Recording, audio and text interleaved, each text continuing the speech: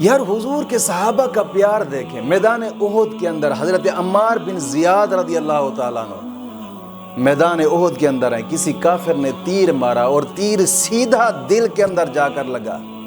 آپ لڑکھڑا کر گر گئے.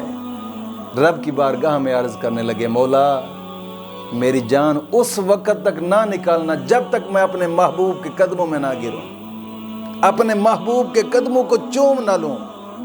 مولا مہربانی فرمانا جب تک میں حضور کی زیارت نہ کر لوں اس وقت تک میری روح قبض نہ کرنا.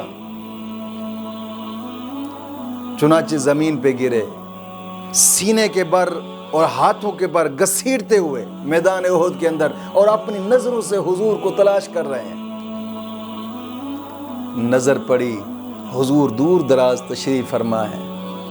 سینے کے بل گھسیٹتے ہوئے وہاں تک پہنچے اور اپنا منہ حضور کے قدموں میں رکھ دیا اور کہہ رہے تھے, فزتو برب الکعبۃ, فزتو برب الکعبۃ, مجھے اللہ رب العزت کی قسم ہے میں کامیاب ہو گیا, رب کعبہ کی قسم ہے میں کامیاب ہو گیا.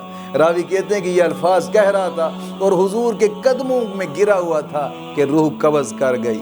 دوستو, بات کرنے کا مقصد یہ ہے کہ حضور کے صحابہ کا پیار دیکھیں, جن کے دل کے اندر جو عرض ہوتی ہے, جن کے دل کے اندر جو مراد ہوتی ہے وہ ہمیشہ پا لیتا ہے. صدق دل سے محبت ہو, مولا کریم پوری فرماتا ہے.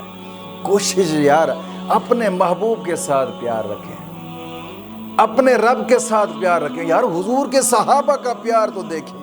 وہ کہتے ہیں نکل جائے دم تیرے قدموں کے نیچے, یہی دل کی حسرت, یہی آرزو ہے, یہی آرزو تھی کہ حضرت عمار بن زیاد رضی اللہ تعالیٰ عنہ اپنی مراد کو پا گئے. اور پھر اس لیے تو خوشی سے کہہ رہے تھے, فزتو برب الکعبۃ, فزتو برب الکعبۃ, مجھے قسم ہے رب کعبہ کی میں کامیاب ہو گیا, میں کامیاب ہو گیا. یار حضور کے صحابہ کا پیار دیکھیں, حضور کے صحابہ کا حضور سے پیار دیکھیں.